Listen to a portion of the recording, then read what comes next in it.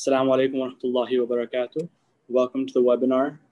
Bismillah walhamdulillah wa salatu wa salamu ala rasulillah wa ala alihi man wala. I'd like to welcome you on behalf of Msa National and Yaqeen Institute. I would like to welcome you on behalf of Msa National and Yaqeen Institute for Islamic Research to this webinar. My name is Hamad and I'm the student director at Msa National. And today we are really excited to have some amazing professionals bringing you amazing resources that you as MSA officers on the ground can use every day. So just to go a little bit, a brief history of Msa National. Msa National has been around about 56 years. And with an organization that's that old, we've been through many different strategic planning meetings, and the current version of Msa National is based around having professionals bring resources to MSAs and then also create that content that's needed for MSAs on the ground. And today I'm excited to bring Sister Tasneem Al-Qiq and Dr. Altaf Hussain, who's actually a former MSA president, Msa National president, with you. And next I would like to have Brother Ali Fiaz from Yaqeen talk a little bit about Yaqeen. Assalamu alaikum everyone. Bismillah, alhamdulillah, salatu wassalam ala rasulillah wa ala alihi wa sahbihi ajma'in wa man wala amma ba'd. I'm very honored to be working with Msa National once again. Msa National is very near and dear to me. I was someone who's very heavily involved with the team and all the great work they do towards providing resources and support and help to the local chapters on the ground, enriching and supporting and bringing the ukhuwah and brotherhood and sisterhood for our community on campus, alhamdulillah. So mashallah, very blessed, and I'm acting as the director of partner development for Yaqeen Institute currently. I'm very blessed to be part of this institute, and I'm involved with the outreach and with the partner development of communities, MSAs, masajid, Islamic schools, in helping onboard, support, with resource integration of some of the products and resources that Yaqeen Institute offers. Hamdan inshallah Tasneem, when she does her presentation, and she'll have some very exciting updates as well as introductions to those who are new. Alhamdulillah, I think we have about 45 MSAs that we're partnering with currently at Yaqeen Institute, and many of them are running our talk toolkits. Some of them are running our conviction circles. Some of them are running our curriculum, and so it's very we're very blessed to have this type of partnership and blessing of being able to work with the Muslim students on campus, alhamdulillah. Inshallah, Dr. Altaf is on, and I'll hand it over to him so we can get started on the program.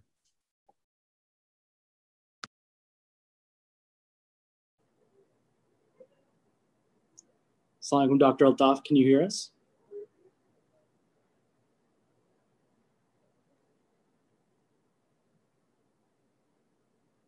We can't hear you.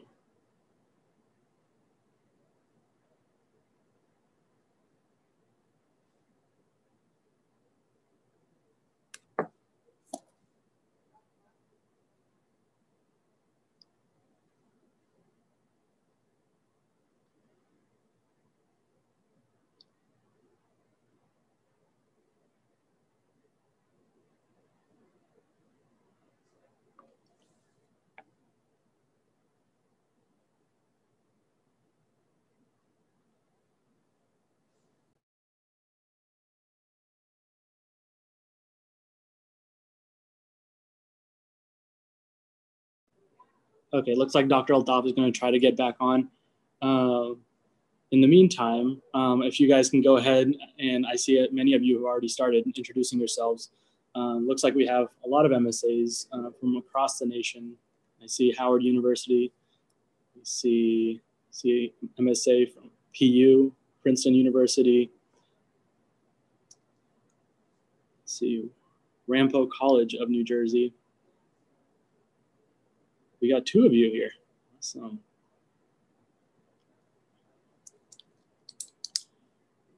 But yeah, so a little bit more going into what Msa National is doing right now. one thing you might have seen is on our social media, we're working right now to hire someone to manage our social media. So this is something that if you know any PR, MSA officers that would be interested in doing so, we are right now recruiting for that position to manage all of our social media accounts and our listservs on MailChimp. So if you don't like the quality of the emails I sent out and know a good PR person, go ahead and send them our way. Another big initiative that MSA National is taking right now is our council program, where we are trying to develop a toolkit to replicate the councils that we have right now present. So if you have heard of Showdown or the MSA West Conference, those are put on by councils, and they provide more than just one highlight event in the year. Rather, they work to provide resources to the MSAs that are affiliated with them. And that's something that you will probably see here in the near future from MSA National, like a toolkit to be developed to replicate that model of, hey, how do we provide more resources to MSAs on the ground as a grassroots initiative? So as a national organization, it might be hard to target every MSA out there, but once we create councils, that's something that MSA is trying to push forward and be a person in that conversation of creating.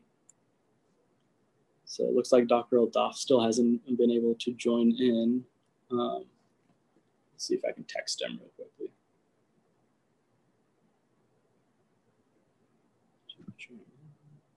In the meantime, I just wanted to chime in and thank Hamad and the team for organizing this webinar, and maybe spend just a minute on talking about our partnership and why Yaqeen Institute as a research institute is partnering with a grassroots organization like MSA National. And that's because we believe that both of our organizations fit like a glove when it comes to complementing the services we provide for campuses and MSAs, in that our primary focus is on is three-pronged approach. It's dismantling doubts for the communities, nurturing our convictions so we can build on our iman, and hopefully when we have done those two, we have the ability to inspire contributions so that you guys as MSA leaders, MSA executives, MSA volunteers are now inspired and have the tools and resources to give back to your community in a very effective and a proficient and in an easier manner, inshallah. So we hope that, with all the help that MSA National offers with governance and support and making sure you have a mobilized chapter, and with MSA National and Yaqeen Institute talking about the contemporary issues that are plaguing our community with doubts and preventing us from reaching our potential when it comes to our iman. We hope that having this type of partnership will allow our MSAs to thrive, so that parents are comfortable sending their kids off to universities with strong MSAs, and hopefully that our community gets stronger and we become the leaders of the next generation, inshallah. And I'll hand it off to Dr. Altaf, who can further inspire us in preserving our identity through the MSA, inshallah. Assalamu alaikum. I'm very sorry that I'm late. I'm literally hiding from my children because I came home, and then I had to quickly not only put on my MSA sweatshirt so that my hoodie, and then have the Yaqeen pin so that all sides are represented. And then if you hear the kids trying to find me because I haven't seen them most of the day. Bismillah, alhamdulillah, wa salatu wassalamu ala Rasulullah. I'm really excited and happy that we're hosting this, and I'm thankful to both Yaqeen Institute and MSA National for arranging our time together today. I'm going to do about maybe 2 or 3 things, and then I'll pass it over to our Sister Tasneem, inshallah. So first of all, just a quick sort of a sense of what's happening on campuses and why it is so critical that we talk about, working to fight doubt and to basically do our best to provide the services that can help college students make the most of their time on campus. And then a little bit of the history of MSA National, and then inshallah, the vision of Yaqeen, and I'll pass it over to Sister Tasneem. So to start with, one of the things we're finding more and more is that Allah subhanahu wa ta'ala has given us so much information, so much tremendous knowledge and availability of that information for people to be able to benefit and to practice their religion. On the other hand, while we are trying to do that and just live a typical normal life, if you will, we also have people who are on campus who are being affected by all this mainstream sort of efforts to try to instill doubt, to create, all kinds of confusion about the teachings of our faith. So while adolescents, typically in college, are trying to explore their identity and try to understand sort of where and what, who they are and where they, inshallah, and intend to be, we also have people who come with a fairly firm identity, and they know exactly who they are, and they're able to practice their religion. So the connection for us is going to be, how do we, as essentially people who are in charge of organizations, able to sort of facilitate and develop resources, how can we help them out? So one of the main things that goes on college campuses, and this is one of the reasons way back when in 1963 MSA National was formed, was that people are coming and essentially focused on trying to get a college degree. That's their main. That they're also exploring questions of identity. They're trying to figure out, who am I? Where do I belong in the larger sense of the universe? And so sometimes the career path that they're choosing and the knowledge base that they're trying to acquire can begin to create doubts in their minds, whether it's in the pre-med track, whether it's in terms of philosophy, whatever it is. Or it could just be outside the classroom, and it could be with people who are essentially their friends and others they're coming together with, and discussing and trying to understand what is my purpose, basically. While that's going on, one of the things we found out way back in the 60s was that people who base, they had a strong and firm base with which they could sort of connect to, they were much better off. And so MSA of the US and Canada, when it was formed, essentially was focused on trying to help students maintain their identity. Now, clearly that took part in terms of ritual worship. It took part in terms of halakat and study circles, but it was a very nascent, very sort of a small effort on campus by campus. When the national organization grew to really become, in over 500 some chapters at one point that were focused on trying to help Muslim students to not only maintain their identity, we had to go past that. We had to go into a situation where they could now attempt to use their identity as a Muslim to be able to contribute to broader society. So the history itself, the phase of it, if you will, where it started and where we are today, we are clearly at a point where there are tremendous resources on campus for these young people to benefit from. The challenge becomes is that how do we then help them to really connect with their identity as a human being, as a Muslim, but also to be able to be firm in that identity, to be firm and have conviction in terms of their belief and their faith. So if I introduce a little bit about what happens in terms of the Brotherhood and Sisterhood, here is where we have noticed over the last 15, 20 years, a lack of resources on campus to guide, if you will, that journey is a big deal. When there is not sufficient resources on campus, people turn to what they know best. Sometimes they may have a person who's knowledgeable, maybe a chaplain, maybe an imam who is in the community who can come and give time. But what if they don't have that? What if they don't have access to people who are knowledgeable or confident enough to be able, in their knowledge, to be able to, to essentially conduct a halaqah or to lead, if you will, a study circle, or even give a talk on a particular topic from one week to the next? At that point, I would love to introduce the vision of Yaqeen Institute. So one of the first things that that was seen in a study that we, Yaqeen, had basically commissioned was modern pathways into doubt. How are young people essentially on college campuses, and even adults for that matter, why and how are people entering into doubt? And we found that all of these different pathways that go, that essentially lead people into doubt, they were going to be there and they needed to be addressed, but they couldn't be done on a case-by-case basis. You had to produce resources that could, inshallah, impact on a very broad scale. So the vision of Yaqeen became to dismantle, if you will, doubt, to nurture conviction, and then ultimately to inspire contribution from those Muslims who were confident enough to go ahead and to serve society. So MSA National, as a vehicle, if you will, of that student organizing, became a logical partner for Yaqeen. And as Sister Tasneem, inshallah, we'll talk a little bit more about this. I want to close by saying that all of the efforts that we're doing with Yaqeen Institute right now are really going to be focused on providing these state-of-the-art resources. However, if the folks who are on this webinar and who will listen to the recording later on, if you all don't make a personal investment in seeking out these resources, they're all free. MashaAllah, they're the highest quality, authentic materials.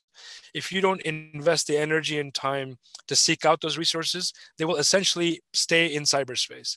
So we ask you and we appeal to you, inshallah, to work with us to not only use the resources, but to provide us feedback. And especially when it generates solid brotherhood and sisterhood on campus, when you feel that you've really benefited, then give us feedback, inshallah, so we can keep improving in terms of our work. So in summary, what we've been able to do is to introduce MSA National, the brief history of where MSA National started, to talk about really the importance of the search for identity on campus, but also the kinds of, challenges that young people face, not only whether it's from the academic curriculum or from their own friends and family with whom they're interacting during their college years, which may instill some doubt. And so we're hoping that, inshallah, that as Sister Tasneem comes on, you will see how much effort has gone in from Yaqeen Institute's part to be able to provide these resources. And so I will now turn it over to Sister Tasneem Al-Keek, mashallah, who will take over from here. Assalamu alaikum, everyone. I'll just give it a few seconds. I know there's a bit of a lag here, but just to introduce myself, my name is Tasneem Al-Keek, and I am currently a fifth year graduate student. So I'm not too far out from the undergraduate MSA experience. I was very involved with my MSA at the University of Michigan, so go blue. And I think it's safe to say that I can relate very much so to the experiences of being a Muslim on campus and Muslim college undergrad. And so when joining Yaqeen, the opportunity to be involved in the expanded learning department, which is a department that I helped direct, was an incredible experience. Basically, for those of you who might be familiar with our work, with Yaqeen's papers, you might have noticed that some papers are a bit too long. Some papers might be a bit difficult to wrap your head around. Some papers you've enjoyed reading and going through, but you don't really know what's the next step. What am I going to do with all of this information? And so what we get to do is that basically we get to create activities, different formats, discussions, all of these different things to make the experience of reading Yaqeen publication as fruitful as possible. And so I want to go ahead and share my screen with you all to show you a few of the different opportunities you have to bring Yaqeen to your campus, and sort of just walk you through that experience. And so the very first project that we launched was something called Conviction Circles. And now when I was in undergrad, and perhaps even earlier than that, a lot of times me and my friends wanted to get together. We wanted to do something, iman boosting, something to make us closer to each other as Muslims, about our identity, about our relationship with Allah subhanahu wa ta'ala, you name it. But what we realized early on was that it's a lot more difficult than it should have been. There was plenty of books that we wanted to read, but we weren't sure what we wanted to take out of the books. There were plenty of lectures that we could watch, but there was nothing really, we didn't know how to discuss what we had just taken in. And so one of the solutions we thought was, why don't we create something called Conviction Circles, where basically we give you the experience of a book club where you're reading publications together, Yaqeen papers together, and we're providing you with the questions, the discussion questions, the reflection questions, everything you need to know to be, as you're going through these papers, what to be looking out for. And it's really a whole experience. So I'll walk you through this presentation. Basically, what these conviction circles look like is that they are run as discussion groups. And you have the Yaqeen publication, as you can see on the left, and then you also have sort of guided commentary on the side. So we have questions that are prompting reflection questions. How, as you can see here, how might the results of the study differ if the author directly interviewed Muslims who are actually experiencing doubts? Sort of get you to think about what's the significance of this research and how can it directly affect you? And then also breaking down anything that might be a little difficult or might require some background context that you weren't aware of, providing all of that information in one place so that's there for you. And the greatest part of the conviction circles is that we realize that it requires a lot of courage for some people to say, you know what, I want to start this conviction circle, but I don't know if I'm the one. I don't know if I'm going to be able to lead this circle, because sometimes it's difficult. And we knew from the start that this might be a problem, and we wanted to make sure that everyone felt equipped, confident to be able to facilitate.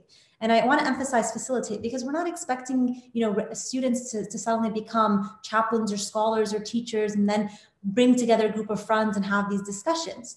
Rather, it's a process of organizing and learning how to really facilitate discussion, how to answer questions, what to do if a conversation's not going as planned, or if there's a quiet group. Or we really tried to predict everything that could, that could potentially sort of make things a little more difficult on your end. And what we did was we created a set of training videos. So for those of you who are not familiar, I want to really, really encourage you, whether you use a conviction circle or you use another of our products, or you're just involved in your own MSA, to check out our training tutorials. You log on to our website, everything is free, and we'll walk you through multiple videos. If there's a fiqh question, if there's a legal question you don't know how to answer, what do you do? If there's a question about, someone is facing certain mental issues or trauma or something in their personal lives that they need guidance or help for, who do you direct them to? All of these different types of questions that are really just really good general advice for you to learn and to be able to work better, not only within a discussion circle, for example, within the conviction circles, but also within your own MSA, right? You want that group dynamic. You want to be able to have sort of this certain level of emotional intelligence, and also legal or Islamic intelligence, to have that sort of confidence to say, well, I don't know the answer to that. That's okay. Here's, someone I can direct you to. That's the type of question. So we provide all of that in-depth training. And for some exciting news, we're actually launching a whole new set of videos this month. And those videos will actually also provide summaries to the papers that you're expected to read, and go over FAQs. So, everyone's reading the first discussion kit about modern pathways to doubt, but a lot of you had a certain question that kept coming up. We made sure to get those questions answered. And we're constantly collecting questions. We're constantly collecting feedback. So you're experiencing the conviction circle experience, and you read a publication and you think to yourself, well, this doesn't make sense, and I don't have anyone to answer this question. I don't have, an imam I can go to. Well, we're also here for you in those scenarios as well, where you can reach out, you can let us know your questions, your difficulties, anything, and we're there to help. Provide videos, training videos, provide answers to your questions, and also, inshallah, moving forward, providing summaries for the publications. So that's one of our biggest projects. Now, because conviction circles seem to take, it requires more of a commitment. And it's a commitment that we want to encourage, right? We always want to prioritize our deen, learning about our religion, because if we're talking about identity, if you don't know your religion, you don't know what your religion says, and you can't, and someone asks you a question and you yourself don't know it, that's what starts to shatter, not just our religious identity, but our identity at large. And so learning with not only about your religion with others is as a source of building your own identity, building your own confidence, but doing so is something we want to encourage. And so that's why when it comes to conviction circles, yes, it will require some more time. Yes, it might take you an hour or two to read through a publication, but that's something that off the bat, we want to encourage you to make that commitment. Now, of course, as a student still, myself, I recognize the fact that sometimes things just get busy, sometimes things get difficult. And so we wanted to provide an alternative for maybe those exam weeks or those really hectic semesters where you still have an opportunity to come together with friends and discuss these topics. So we've created something called conversations. And what they are is that it's basically a card deck. and they've got all the rules written down, and each card asks basically a different question, or it prompts you to watch a video or read a quote and reflect.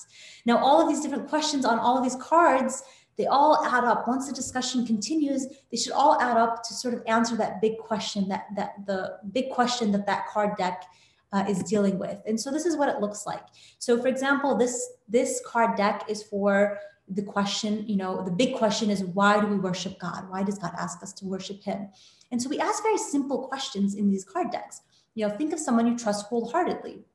Why do you trust them? They asked you to do something. Would you do anything in your capacity to make it happen?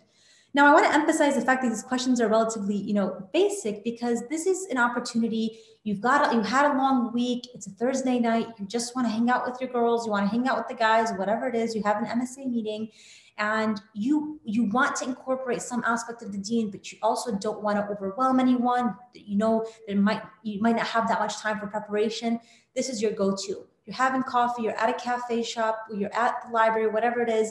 Hey guys, I've got my card deck with me. It's on my phone. I printed it out. I cut it out, whatever you want, whatever's easier. Let's just talk about these questions. And you'll realize really quickly on from the people who have been doing this is that hours will pass by and they're talking and they're learning more about not only about how to think differently about the religion, how to approach these types of questions, but also how, you're building a connection with your peers at the same time.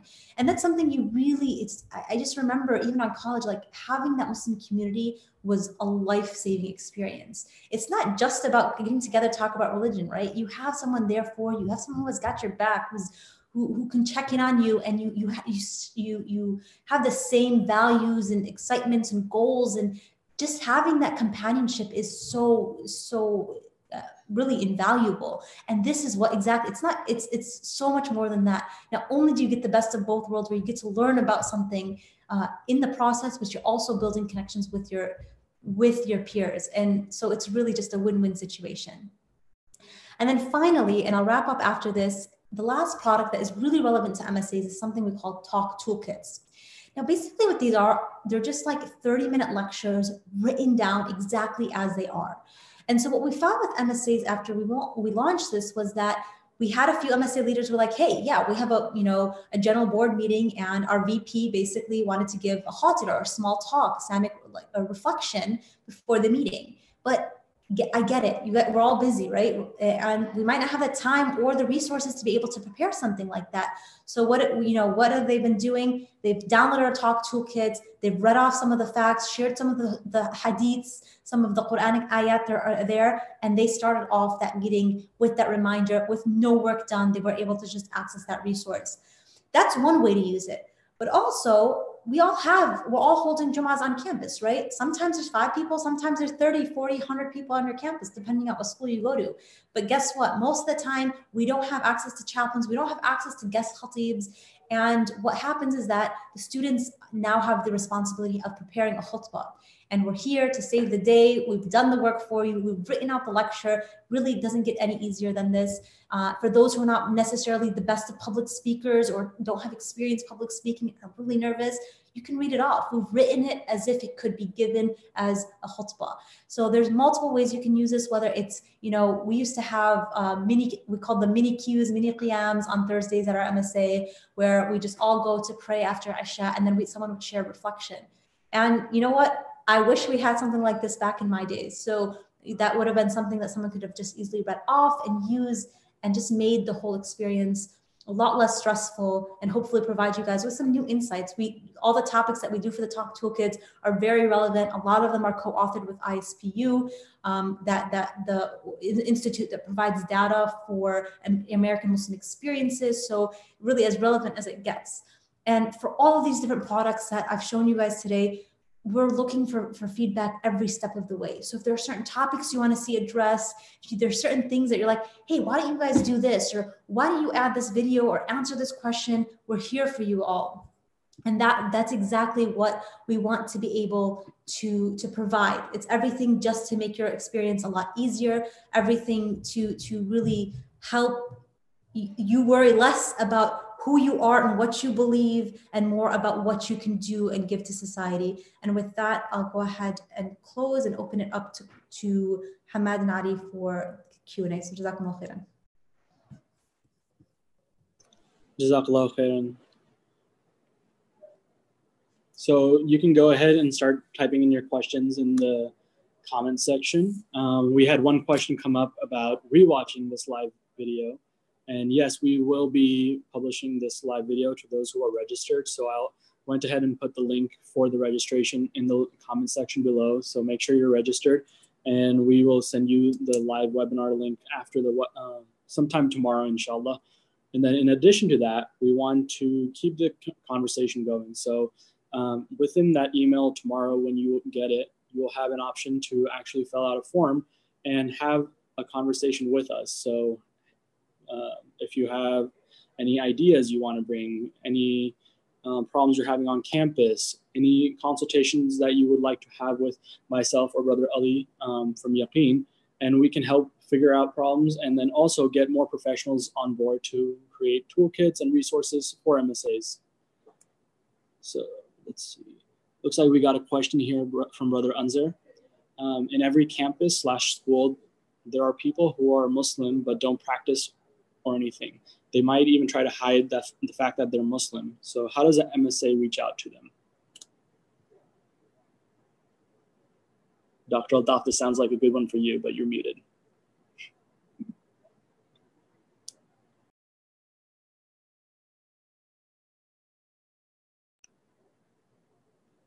I still can't hear you.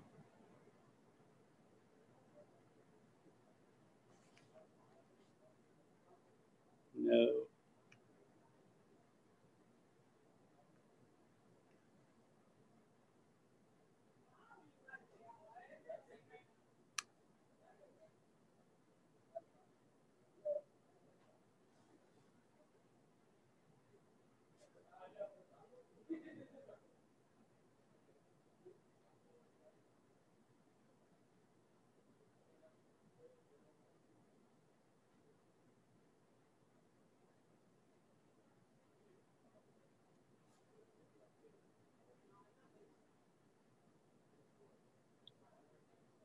As Dr. Altaf works on his mic, I noticed there is another question. Is Hamad, sorry, is this working? Yes, go for it. Okay, awesome. So I noticed there's another question. Will this work for high school students too? Great question. Now, for the conviction circles, it will work for high school students if the facilitator is very involved. So because the questions are, I would say, a little more advanced, we don't recommend high school students approaching this on their own, and it will require more guidance. That being said, you don't necessarily need to have a degree to be able to lead this conviction circle, but we want everyone to be a little more careful because you'll be responsible for doing a little more explaining. And so if you have teaching experience, if you have a background in Islamic studies, that would be extremely helpful. But it could potentially digress in various ways, and so you need to be prepared for that. So that's something I just want you to be wary of. As for conversations, it definitely should, inshallah. Again, you'll need to be help with the facilitation process. So if there's a certain question they don't know the answer to, we try to mitigate that as much as possible by providing a takeaway card. So at the end of every conversation deck, what we do is we offer basically a takeaway card that you're supposed to pass out to all the participants and read it after you're done. And in that, we try to answer the question, that big question, as best as possible. And so that way, no one walks away confused, that hopefully will make sure you get the answer at one point or another, at least one way to answer the question. There's, of course, multiple ways to answer a lot of those big questions. And so you have to be a little more involved in case those questions, the high school audience happens to have a little more questions. So if you're prepared for that, that is something you can also use, inshallah. And can you hear me now? Yes, we can hear you. Okay, great. So I was starting to say that one of the most amazing things that can happen on campus is when someone who is very, let's say, not identifying visibly as a Muslim or is shy or for whatever reason, is not to really go at them in a way that intimidates them or makes them feel even more uncomfortable. And it's just to humanize them and approach them as you would any other college student. to develop some rapport, develop a friendship, and essentially get to know them at a human level. Slowly but surely, they may be either willing to admit that they have some background with Islam, but if they don't, it doesn't matter, because at least you are trying your best to keep that contact with them and that communication open. We have stories throughout the history of MSA National from the 60s onwards, whereby people came from very secular backgrounds, were very intimidated by the MSA because they felt like it was going to be a litmus test, and even an actual test in terms of their knowledge of Islam, their practice of Islam. So they were very shy to approach people who were in these sort of backpack wearing, MSA hoodie, donning kind of people. And the way they approached them was basically having social gatherings and then inviting them to those social gathering, maybe not to the halaqah, but to the social gathering, the basketball game, the volleyball game, the whatever, and then getting to know them at that level. When they feel comfortable, and inshallah they will feel comfortable, because many of the Muslim students are very obviously compassionate, congenial, then they will hopefully be more inclined to start to join the gatherings and even ask some questions and whatnot. So I would highly recommend befriending people first before inquiring or being too inquisitive about their faith, and then letting that sort of friendship inshallah blossom into them expressing themselves more within the religion. And a follow-up to that question from Sister Mira is, how do you engage Muslims from different backgrounds, personalities, and interest groups? Because MSA might sometimes be more for a religious group of people, but how do you include other people from different backgrounds, personalities, and so on? Tasneem, you want to start? I can add. No, please continue. I'll add on. Okay, no problem. So personality is a very interesting way of putting it, because I think what we're actually talking about is exposure to Islam, level of practice, comfort with being visibly Muslim, and so forth. Again, what we suggest is that the MSA really, really be as authentic and earnest as possible, and as open as possible and flexible as possible in terms of being a welcoming platform. And so the goal isn't to necessarily bring in everyone and mold them into the sort of the MSA shape. It's rather to receive people. And Imam Zaid has said this about the Ta'lif Collective, for example, come to Islam as you are, meaning we're not going to modify or compromise or change our teachings, but we are going to be very open and welcoming. So the people who are not that practicing, I want us to put our selves into their minds and their hearts. Typically, you will advertise something and it will say something like, halaqah, which is an Arabic word. I would prefer that we say study circle. I would prefer that we actually give a program. And experience has shown, when you give a program that says, for example, you will start at 7 o'clock and from 7 to 7:10, there may be a reading from the Quran. In that case, you can even say somebody is assigned to do the reading, because the person who's not that practicing, not that familiar with the Quran, doesn't have a clue what else is going to go on. They're not going to necessarily come to the meeting, because how do they know that you're just going to drop a Quran in their lap and say, your turn, you read? And they might freak out. But if you say very specifically, here's the name of the person who's going to be reading, and then leading us in the discussion and so forth, it'll make it a little more welcoming. Jummah prayers, for example, same thing. If you at least let people know where you are going to be praying, what time, every week be explicit. Don't take anything for granted, and be as explicit as possible. Say, the adhan for the khutbah will start at this time. The khutbah itself will finish at this time. The prayer will last from this time to this time. Even people who don't know much about us may know and be too wary of us for things being delayed. So if I have a class and I'm already very concerned, I don't know if I want to join the people who may go on for hours doing their Jummah stuff. I don't know what they do.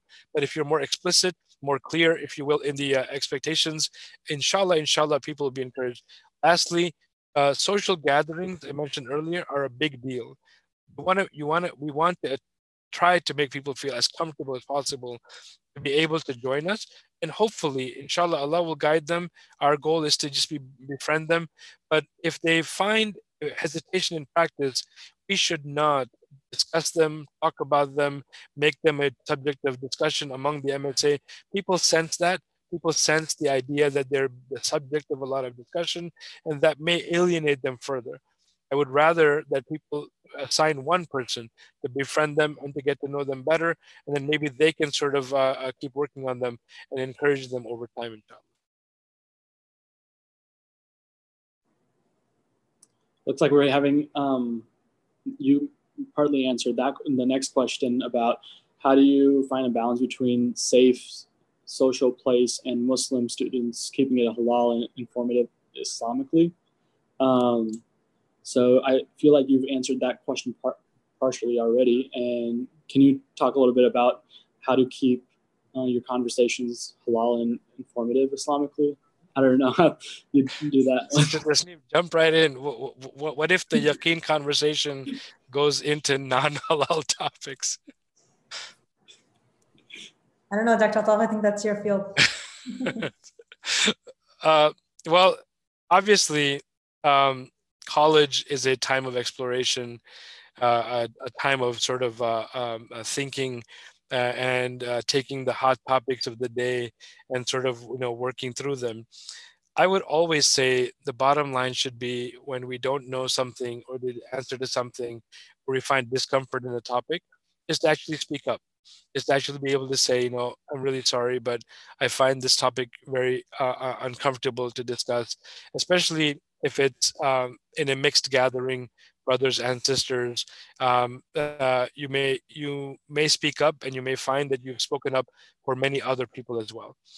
If there is an issue for which an answer is not known, it's very simple to say. It's very awkward. It might seem awkward, but it's simple to say, you know what, I'm really sorry, I don't know the answer to that. Or I think we should defer to someone and maybe either email or call or talk to a scholar or someone in our community who have the response to this. But I'm just feeling uncomfortable answering it. Now, clearly, some people test the water. Some people come in to be agent provocateurs, if you will. They want to just come in and disrupt for the sake of disrupting. They want to be that person who wants to shock everyone, in terms of the kind of stuff they bring up. If that happens, I wouldn't, turn the entire meeting upside down, turn all our attention to them. I would just say, that's not exactly what we're talking about today, but we appreciate that you brought it up, and let's see how we can follow up. And then you can follow up individually with them to either let them know how uncomfortable it is when they say things like that in a sort of a public setting. But if they have genuine concern and it's something that they need additional help on or information on, then you should be comfortable to say, what, let's go and explore that together. Let's find out from someone more knowledgeable than us about this topic. Because remember, sometimes things that we're considering sort of not halal, I don't even know, because so it's sort of a one-way discussion because the question was typed out. I don't even know what is meant in that way, but it could also be questions that are sensitive in nature. The Prophet ﷺ was approached by both men and women about some very sensitive topics, and he responded to them, but he also reminded them in terms of the shyness, the haya, the modesty, which is a big deal. It's a very big part of our religion. So we should discourage and not really, give a lot of time for people who are heading in that direction, but we shouldn't necessarily call them out. We should call them in and hopefully privately advise them or get them the information.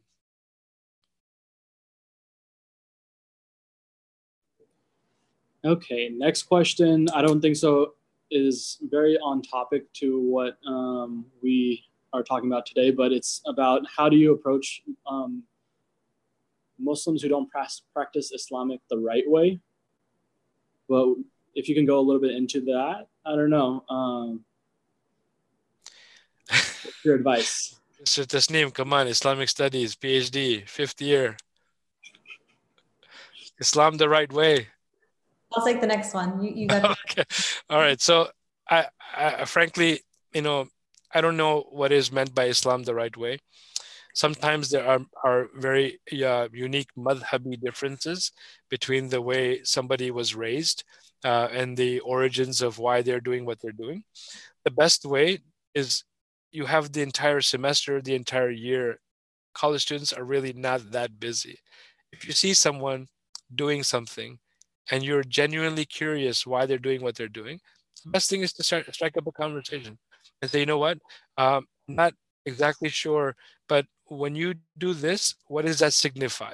And if you're inquiring in an authentic, inquisitive manner, it comes across as that. And people will genuinely answer you. They may, the example of the elderly man who was not making wudu very well, and the grandchildren of the Prophet, peace be upon him, Al-Hassan and Al-Hussein, they used a very wise way to advise the elderly man without ever calling him out.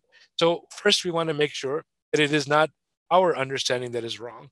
So maybe I'm mistaken about what's supposed to be happening, and I impose that on them, assuming that they're wrong. Nobody has to necessarily be wrong. Let's inquire and find out why they're doing what they're doing. Inshallah, it'll be a growing experience for both of you to find out that maybe they were doing something wrong and they corrected it, or that you were doing something wrong and you corrected it, or you find out that both are correct, but it's a madhabi difference, and different schools of thought have approached it differently.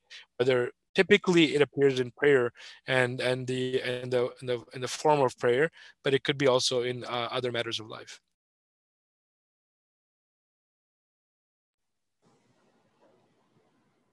So Sister Tasneem, you wanted the next question, and I think you already know it. You already have the question probably. How consistent must you be with your members, weekly, monthly, and how do you maintain a rapport with Brotherhood, Sisterhood that you've built as you get busy? That's a great question. So for example, if you're doing the conviction circles or the conversations, we recommend to be, try to be as consistent as possible. So it doesn't necessarily matter if you're doing it weekly or monthly. It's honestly, consistency is key. And as you realize when you go through life, that's what matters in everything. And so we don't want anyone to start off weekly and then you burn out and then you don't go back to it at all, right? So maybe the first semester you want to do it every first Friday of the month for only 3 months. That's okay. Whatever is consistent and gets you all together, gets that experience started.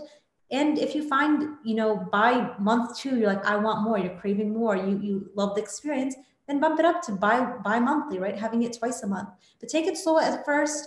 Don't over commit and then feel that you're overwhelmed and then you're like, I just can't do this, right? So that I would recommend that. And that's going to depend a lot on your participants. So ask your friends, ask your classmates, your peers, MSA, hey guys, how much do you think you can commit? This is, it take about an hour to prepare, or it'll take, this amount of time, and looking at your schedules for the semester, you guys have done that all at the very beginning. How much is that going to, take out of your time? How much can we do? Now, as for maintaining, for example, let's say you only meet once a month. To maintain that relationship is a lot more self-intuitive than we think, right? A lot of times we like to make things a little complicated. There's got to be like an event, a social, or something that we all have to come together. Sometimes it's as simple as just texting your friend, hey, is everything okay? Hey, you want to play phone tag to wake each other up for Fajr? I remember at our MSA, it was one of the most amazing experiences was that we all prayed Fajr in the lobby together. And it was just so much fun. Something simple that you're doing anyway, just bringing a friend along with you, especially during exams, especially during hard, times in the semester, saying, hey, like, you want me to pick up lunch for you on my way over, whatever it is, maintaining that relationship. And one thing that you guys you'll come to read, inshallah, is the discussion kit on spiritual personalities. And basically the whole paper talks about how we all have different ways that we come closer to Allah subhanahu wa ta'ala. For some people, it's reading Quran. For some people, it's smiling to others. For some people, it's, calling their parents and checking in on them.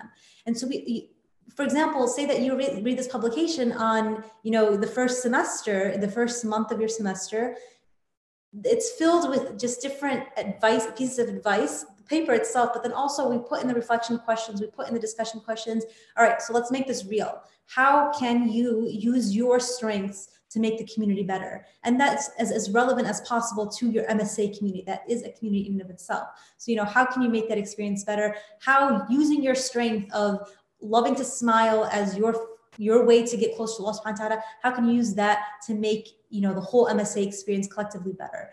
And so hopefully we can provide answers along the way in the publications, in the experience in and of itself, but don't forget the simple acts kindness that you can do just to be there for one another and support one another in a very interesting journey in your life. And my college years were something that really shaped me for hopefully the better and for the long run. So take advantage of that time and really take advantage of your Muslim peers. And if I could just add, the people who produced a lot of the resources, in fact, all of the resources, Sister Tasneem mentioned her MSc experience. Dr. Muhammad Abu Talib was an MSc experience in College Park. Brother Habib Qadri with his MSc experience. Brother Ali Fiaz, who is now with Yaqeen, is actually president of National MSA. So all of us in different degrees, as Sister Tasneem said, of removal from the actual experience, have been there, done that, and wished we had the resources, the kinds of resources that, alhamdulillah, now are being developed by the folks who went through the MSA experience. So we really, also want to add that assessment will be a key piece. So just a couple of question, poll that you can do with your friends and say, hey, is that time working out? Is the length of time working out? And you quickly make the refinements and inshallah build on that. Jazakallah khairan, Dr. Altaf. As we get near our 1 hour mark of 8 p.m. Central Time, I just want to wrap it up with a few comments on my end. Thank you, Dr. Altaf and Sister Tasneem Al-Qiq, for giving so much of your time. I know many of us learned a lot from what you guys said today. And we want the conversation from here to not just end. So in the post email tomorrow, inshallah, I encourage everybody to fill out the Google form. And if you have questions that are left unanswered, I recommend you guys to fill out that form, and then we'll get back to you with answers, or we'll tell you what we can do to get something going to solve that problem. That'd be through toolkits or resources. And if you have any questions on how to use these resources that were presented today even further, feel free to contact us. And I'll leave both our email at Msa National and Yaqeen's in the email on the bottom, inshallah. With that, if any other speakers have anything else left to say as we wrap it up. YaqeenInstitute.org, download the app. Everything is free and it's amazingly high quality. Yes, and we have a new website for MSA National that's just got launched. So if you go to msanational.org, you can see the preview, and then inshallah in the near future, we're going to be starting to add more content, toolkits, and resources that we develop with our partners, inshallah. And I just want to add real quickly, we're here for you. Adi, who's our Director of Partner Development, half his day is going to responding to your calls, reaching out, checking out how things are going. So don't feel intimidated that, you want to reach out. If you have the smallest of questions, you want advice, you want to share your experiences, we would love to make that connection, keep that connection. So please feel free to reach out. Ali's email is ali@yaqeeninstitute.org, and hopefully we'll include that. And on my part, again, I'm sorry I was late and still hiding out from the kids. So as I finish, you'll hear the cheering and the shouting. Thank you. Jazakallah khairan. Assalamu alaikum. Thank you, Sister Tasneem. Assalamu alaikum.